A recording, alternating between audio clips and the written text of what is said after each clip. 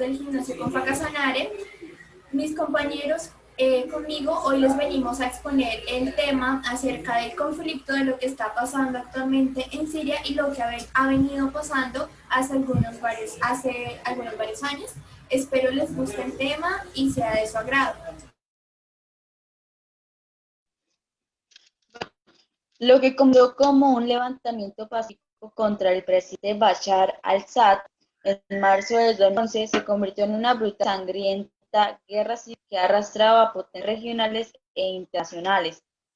Según el Observatorio Sirio para los Derechos Humanos, organización que proporcionaba los datos más recientes, en marzo del 2011 y el mismo mes del 2018 han muerto entre 353.593 y 498.596 personas. La cifra, sin embargo, podría ser alta debido a los problemas para acceder a determinadas áreas del país y las dificultades para compatibilizar los números que prestan las partes enfrentadas. El Centro Sirio de Investigación en Políticas, por ejemplo, ya estima el número de muertos en 470.000. La guerra además ha provocado la vida de más de 5 millones de personas, según la cifra del Alto Comisionado de Naciones Unidas para los Refugiados, ACNUR, uno de los mayores éxodos de la historia reciente.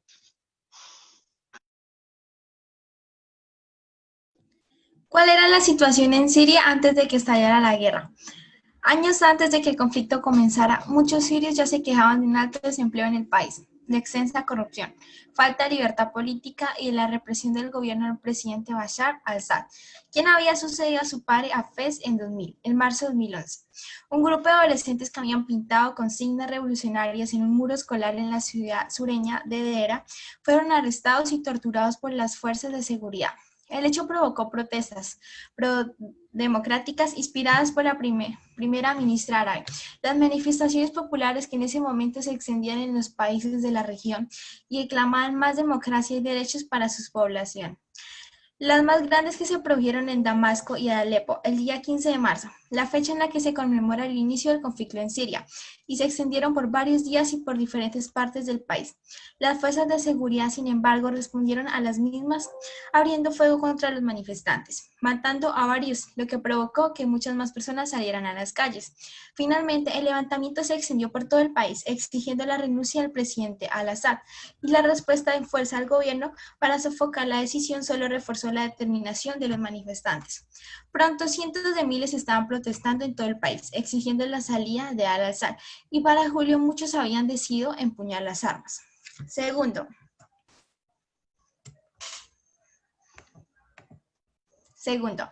¿cómo estalló la guerra civil? A medida que el levantamiento de oposición se extendía, la represión del gobierno se intensificó. Los simpatizantes de la oposición comenzaron a armarse, primero para defenderse y después para expulsar a las fuerzas de seguridad de sus regiones. Al-Assad prometió aplastar lo que llamó terrorismo apoyado por el exterior y restaurar el control del Estado. La violencia se incrementó rápidamente en el país. Se formaron cientos de brigadas rebeldes para combatir a las fuerzas del gobierno y lograr el control de las ciudades y poblados. En 2012, los enfrentamientos llegaron hasta la capital Damasco y la segunda ciudad del país, Alepo.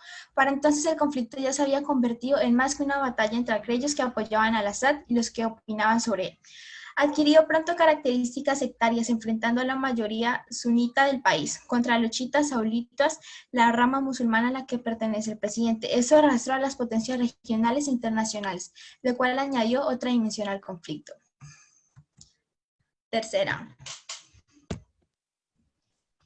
¿Quién pelea contra quién? La rebelión armada de oposición ha evolucionado significativamente desde el comienzo de la guerra.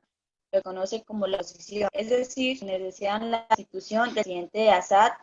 Está formada por numerosos grupos de rebeldes integrados por diversos tipos de personas. Los grupos incluyen tanto combatientes rebeldes moderados y seglares, como el Ejército Libre ELN, así como los grupos islamitas y yihadistas.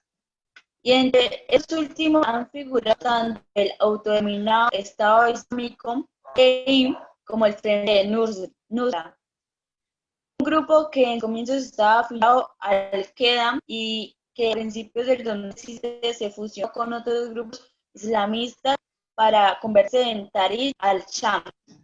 Los combatientes del Senado crearon una guerra dentro de una guerra, enfrentándose tanto a la oposición moderada como a unos grupos islamistas, así como a las fuerzas del gobierno. Y en el conflicto también participaron los grupos kurdos basados en el norte de Siria, que están buscando el establecimiento de áreas bajo su control en esa parte del país, además de fuerzas de otros países. Efectivamente, de una u otra forma en la guerra siria también se han involucrado Arabia Saudita, Turquía, Estados Unidos, junto a otros en sus aliados. Por lo general, el apoyo de algunos de los grupos rebeldes o con otros de los islamitas, así como Rusia e Irán al lado de Assad. Cuarto,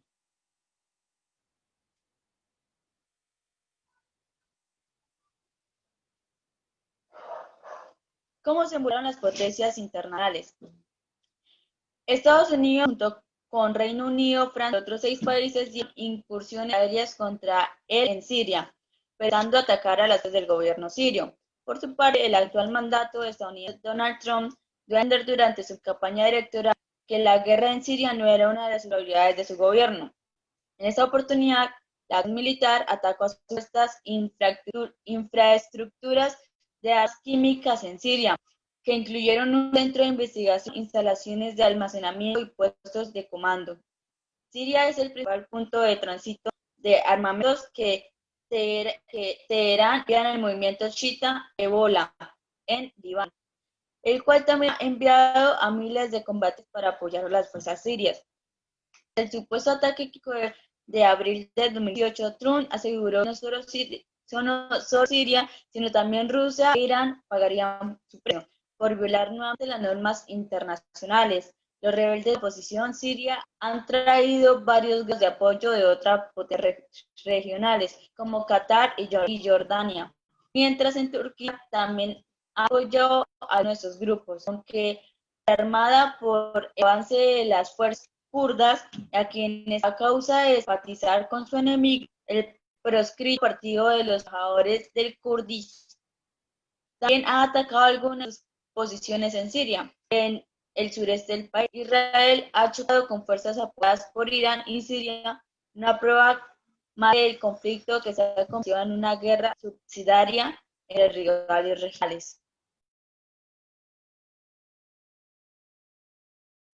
Quinta, una de las preguntas más frecuentes que nos hemos hecho a lo largo que hemos venido escuchando a nuestras compañeras es por qué está durando tanto esta guerra, ¿cierto? Pues un factor clave y a favor ha sido la intervención de las potencias regionales y mundiales. El apoyo militar y financiero político para el gobierno es impresionante. La oposición ha contribuido directamente a la intensificación y continuación de los enfrentamientos, convirtiendo a Siria en un campo totalmente de batalla de una guerra subsidiaria.